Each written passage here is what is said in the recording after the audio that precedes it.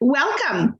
Welcome to Candid Creoles, where we elevate and celebrate Haitian excellence and friends. Today, our guest at Candid Creole is Jean Caze, and we're going to have a candid conversation with Jean Caze. Jean Caze is a jazz trumpet artist, a composer, and an educator. The ever-worldly and charming Jean Caze has emerged as one of today's most beautiful new voices in jazz. Jean's experience includes having performed with stellar legendary artists such as Herbie Hancock, Aretha Franklin, Michael Bublé, Mariah Carey, Al Jarreau, Roy Hargrove, Arturo Sandoval, and George Duke, just to name a few. A millennial jazz and world music artist, trumpeter, Jean Caze is the definition of a true global artist. His unique style and playing provides his audience with a musical experience unlike any in jazz, past or present. Welcome, Jean Caze. It's a pleasure to have you. Thank you for having me. Great. You have quite a experience in your musical world. Yeah, to me it feels like it's just beginning. It's just the beginning. That's Yeah. great. That's great. And you're going to play something for us? Sure. I have my trumpet here. This is a trumpet, by the way, not a flute, not a sax. Yes. Woo!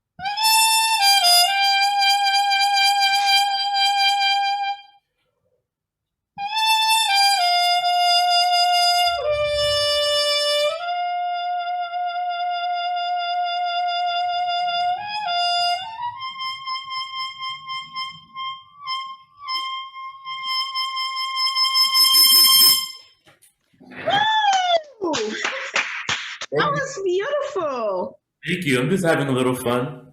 Yes. Can you tell me the name of that piece? You should know the name of that piece. Well, I don't, obviously. That's why I ask. No, I'm being silly, but it's called Komplainte Paysan. I actually don't know it. Okay, I'm trying to remember what artist is responsible for making it known. But anyway, it's a beautiful melody from, the Haitian culture, and that's what I've been doing. Even though I grew up in the States, I've been doing more and more homework on my Haitian roots, my Haitian culture, and trying to learn how to fuse it with my musical background from the States, and Yeah, that's interesting. Yeah, that was actually beautiful. That was actually beautiful. I yeah, gotta listen to it again. I'm gonna look it up. I'm gonna look it up. Yeah. So you started playing since you were at a very young age. Yeah, I was Yeah. like 9 years old. I started playing the trumpet. I think at 7, I started playing the recorder, the little plastic flute looking I thing. remember. And I just always loved music from from the day one, I think. When my aunts and my cousins tell me about when I was little, they all say I used to love music and I used to bother them. If there was a song that I liked, I would make them play it over and over and over and over again. So anyway, by the time I got to playing the trumpet, that love for the music just started to come out, and my band director just was like pushing me and gave me more and more responsibility. and it was evident that I had some talent. I could do something with it. So by band director, are you talking about when you were in school? Yeah, I was in public school in Queens, New York, and we had our first concert, and everyone had was responsible for a little bit of the melody. So each one had a little moment to play a piece of the melody. And when I got to play my melody, everyone in the audience was like, "Ah!" And I wasn't expecting that, and I was like, "Wow, they must." I don't know how that happened or why that happened, but every concert I had since then, I always compare it to that first concert. Ah, that's amazing. That's amazing. So why the trumpet? Why did you choose the trumpet? Well, I wanted to play the drums, but Mm, it was like a very small music program at my school, and they already had two guys who were playing drums from like church, so they already had some basics, so they let them play the drums.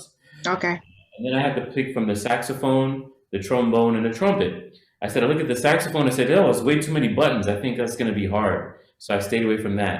Then I saw the trombone, and I said, "Ah, this is too big to carry around this long instrument." And I look at the trumpet. I said, "Oh, it only has three buttons to press. It must be easy." And then after that, it took like 3 days to like actually learn how to make a sound on it. Because look, if Hmm. you go like this on the trumpet, it won't make a sound. You actually have to learn how to form what they call an embouchure and Ah, form a vibration. It's almost like you're going like this. So you have to learn that, and it took me like 3 days. interesting. So it took you 3 days to learn how to make a sound. Yeah, consistently. And Yeah. before that, and later on, I come to find out that the saxophone is actually the easiest one out of all of them. The saxophone. Hmm.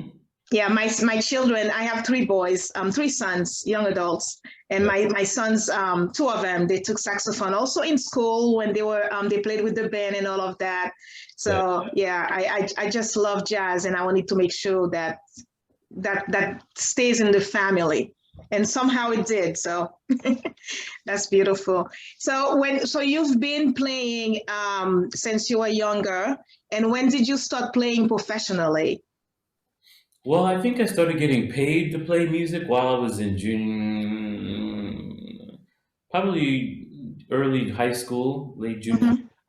I think my first job was playing taps at a funeral or something like that. But I guess fully professional is probably when I got out of college. Okay. I was working and doing gigs, but when I got out, obviously I had to make more money and not just do a little bit. So I had to like try to hustle work. And so I did that. And it was hard. I wasn't making enough money to really support myself in the beginning. But little by little, I kept climbing and making the right connections and practicing. And, opportunities started to pop up for me. So it was hard for you, but you kept at it. And then, so you had a job while you were doing this, or you were just doing this, the music only? I was doing music only, living with my mom in New York. Kind of a little bit depressed because, like, when you're in school, I was like in a really good music school, Manhattan School of Music, and you're in school, and it's just like kind of like this laser focus of getting better, getting better, getting better. But I felt like they weren't really preparing you to make the transition into being a musician. Musician. Well, at least a entrepreneur. Well, what did you study in school? What did you The graduate in? major was jazz slash commercial performance. Oh, okay. And they did not teach you how to be a commercial. Basically, that's what entrepreneurial kind of is. Well, I think when they say commercial, they're talking about a style, like commercial music. Ah, so it's not the business how to offer your services. It wasn't that. We had one business of jazz class that was offered maybe your senior year, but Okay. it would have been from every semester. Business of jazz slash commercial level one, then two. It should have been helping you throughout the whole time. Okay, got it, got it. Okay, so then to go back to what you were saying, you were living with your mom, and then it was hard. So how did it all start for you to go from hard to now? This is a business for me. Yeah, that's a good question.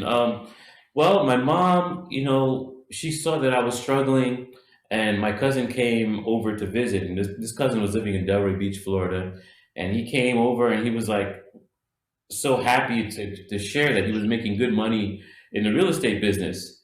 And so what happened is my mom ended and my cousin, my older cousin, ended up saying, "Hey, Jean, why don't you come work for me for X amount of time? You live with me. I will show you the ropes of how to flip these properties. You'll save up your money, and then you can continue flipping them on your own once I show you the ropes." So that was the plan, and I go down there to live with him, and it gets started, and everything's going fine. And then the market starts to change, and one thing led to another. And I basically that first year with him, I barely played the trumpet, and things didn't work out, and the market started to change. So Mhm. I'm saying, man, I don't want to go back to New York in the same position I was in before, maybe even worse because I'm been gone for a year. So the little connections I had probably dwindled away. So I Yeah. said, "Hey, let me go get my master's just in case I'm going to teach later on. And also getting my master's will give me the structure to continue to practice and have concerts and different things that are going to keep me motivated to keep getting higher and make more connections."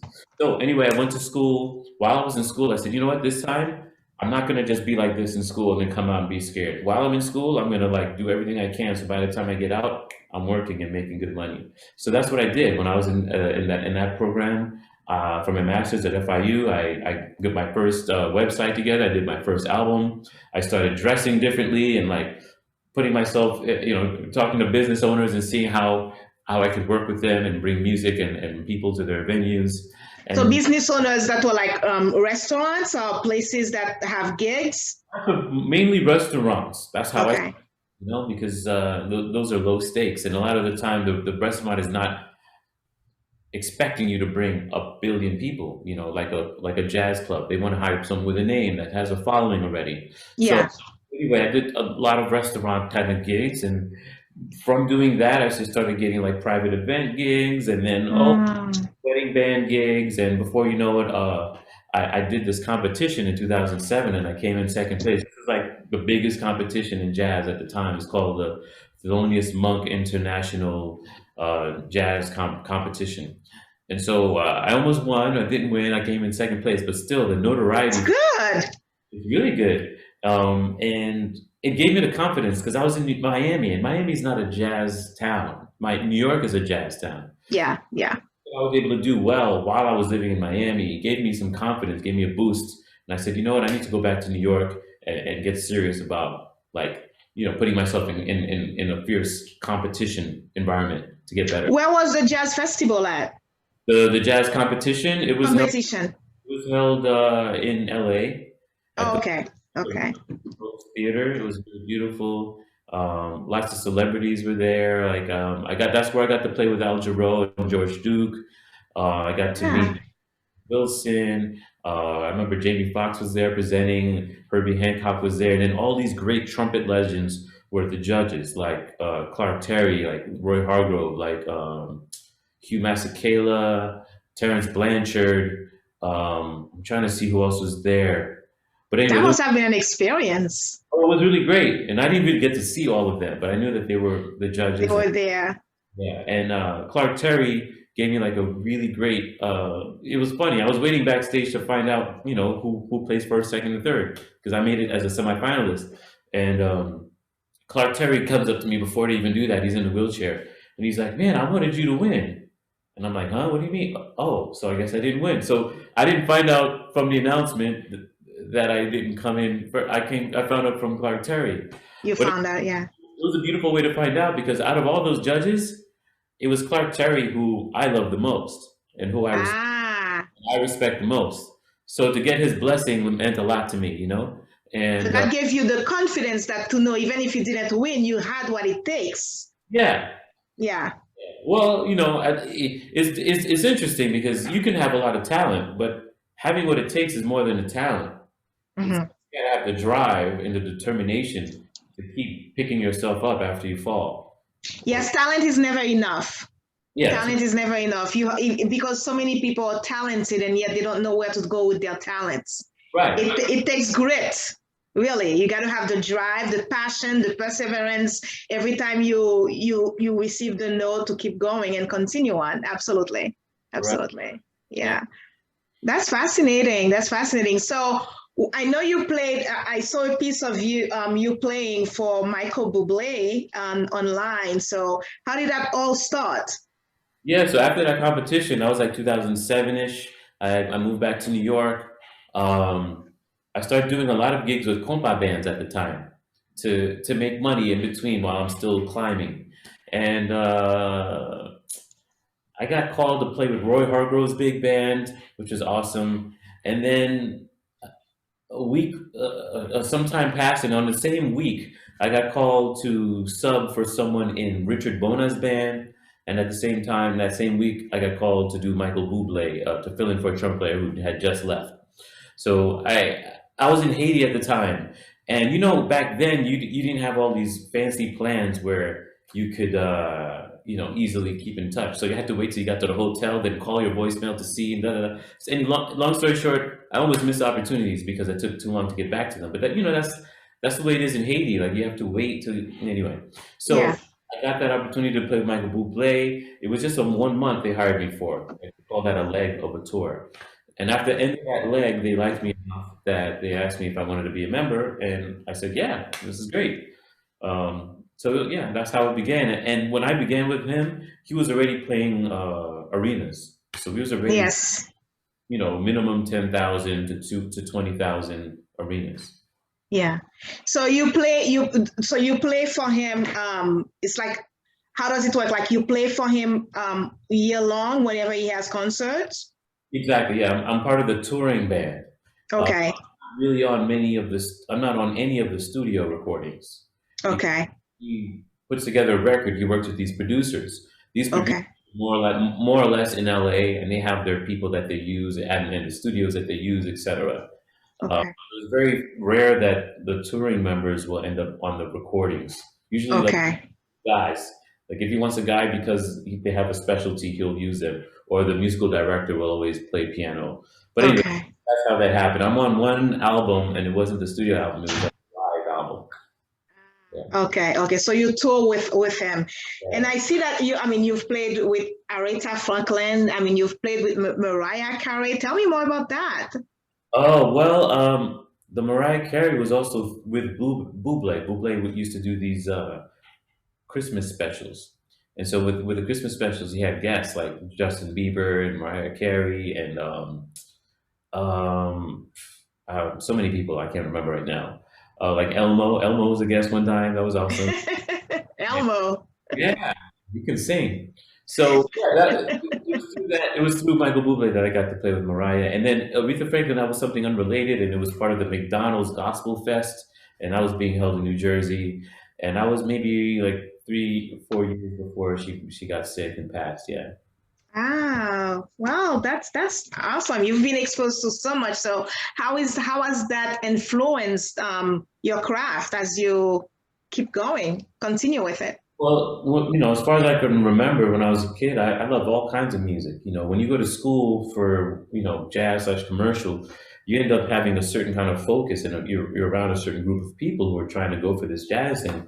But I always thought, you know, why not, encompass all of my taste in music. And I remember as a kid, we used to play a lot of compa in the house. We used to play a lot of the French pop songs like Charles Aznavour and Edith Piaf and many others. So all that is part of who I am and how I play. Um, Yeah, it's yeah. my own kind of, lane, so to speak. Got it. And then you mentioned that you are now studying to incorporate the Haitian music world into your craft. So what influenced you to start doing that now and not before? Yeah, like I said, when you're in music school, they're not really encouraging you to dig into your roots. They just have Okay. a curriculum, and it's jazz, and hey, these are the masters of the music from, Louis Armstrong on down, and they try to expose you to as much of the history and the lineage of that music. They don't know necessarily that Haiti influenced jazz tremendously because New Orleans is Yeah. as the birthplace of jazz. Yeah. In the 1700s, there was like a huge fires that decimated New Orleans. And who came to the rescue to rebuild New Orleans? Bunch of Haitians came. So there was so many Haitians in New Orleans, it was like 50% Haitians at a point. And they're the people who rebuilt the place. And this was around the time that jazz was being born. Now, if you look at Yeah. traditional Haitian music, when I say traditional, I mean like Racine, like roots. When you Yeah. see them, it's just hand drummers and vocals. And the way that the hand drummers play, they're all alive and talking to each other and having conversations. And if you look at the best jazz music, American jazz, that's what it does. That's what they do. That's Yeah. what they do.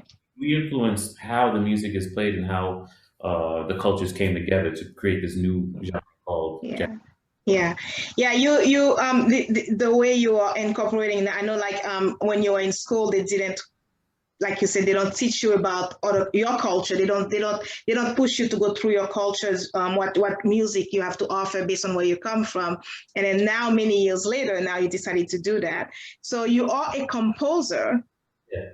So you have a piece that you want to give us a sneak peek of. I heard a little voice say that. Before I get into the sneak peek, I just want to say that there is an album where I fuse the Haitian culture with my jazz American background, however you want to call it. And that album is called Amédée. And I released it in 2017. And that's available on the platforms for you guys to check out. And you Why do can, you call it Amédée? because Amédée is my real first name. Ah, okay. And Okay. it's the most Haitian of the names, right? Because Jean is a French name, and Caze is also a French name, and Amédée is the most African, the most Haitian of That the. you have.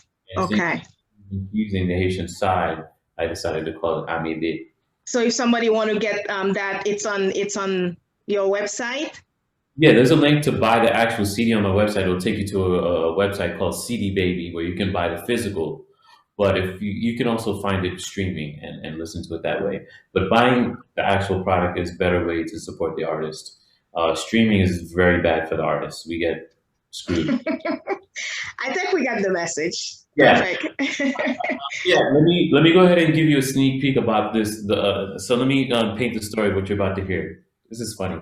This is like when you're on a late night show and they're about to show the movie clip, and you have to like set it up. Anyway, so this song is going to be called an ode to the Empress, and the Empress I'm talking about is Empress Félicité, which is the wife and of Emperor Jean-Jacques Dessalines.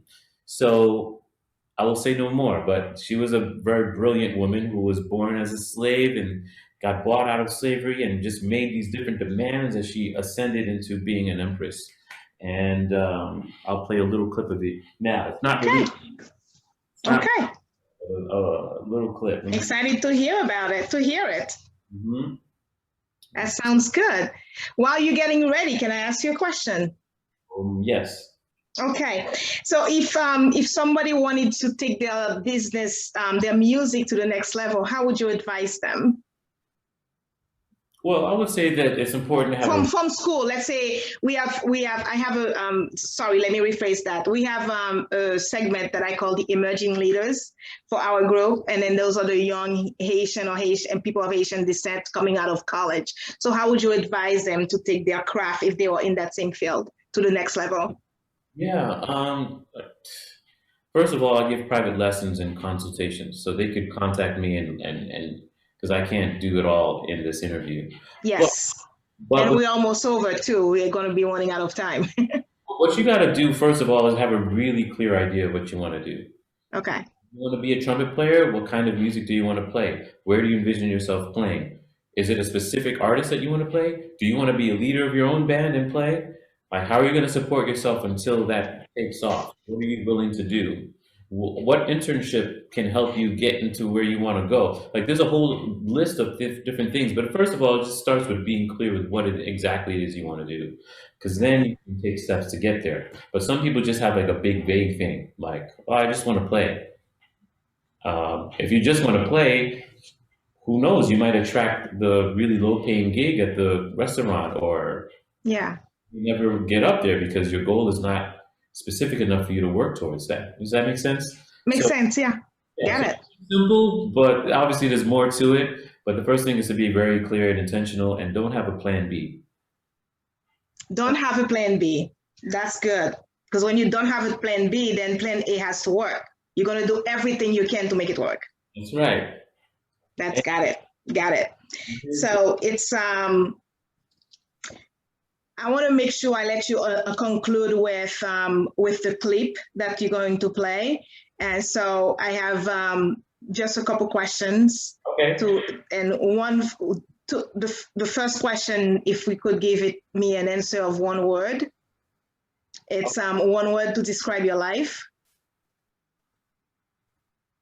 One word? Yes, one word. That's the game we're playing. I would say beautiful. Beautiful. That is beautiful. One word to describe Haiti. Hope. Hope. So on that note of hope, what advice would you give to Haitians, especially those living in Haiti? Study your culture, study your history, not or one of my mentors, Baina Belo, says our street. To study our street, because his story is tainted. His story tells you that you're not good enough and that you need them. You don't need them. Listen to the words that are on our flag. Listen to our motto. Don't let the foreigners come in and build, but then your brother comes in or your other Haitian American comes in and you don't let him build. You tear down your neighbors, but you let the foreign white guy come in. That's backwards.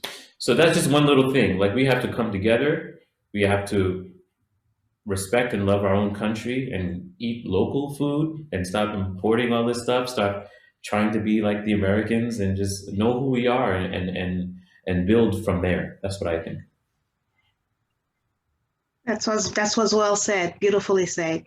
Yeah. So we're ready for your clip. Let's go. Ode to the Empress. Yes.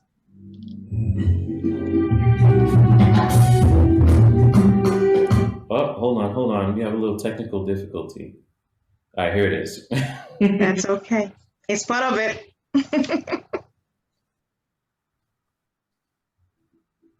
Oh, that's not even it either. Here it is for real. No pressure.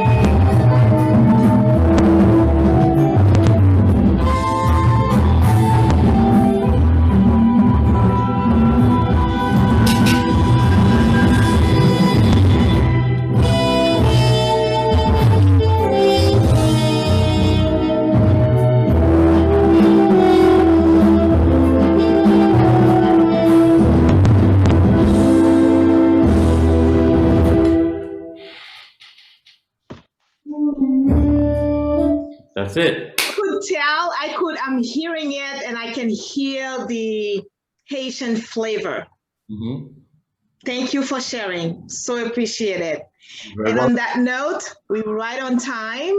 Thank you so much for your time. It was a pleasure speaking with you. I appreciate you set the time to meet today. And one last word you wanted to say? Oh, I just want to let everybody know they can follow me on all the social media. My name is Jean Caze, JeanCaze, and I have a website, jeancaze.com. Feel free to keep in touch with me and go check out the music. And it's a pleasure being able to share and talk with you, Isabel. Thank you. Thank you so much, Jean Caze. And on that note, as always, peace for Haiti and love for Haiti. Thank you, Jean Caze. It was a pleasure. Welcome. Take care. Take care.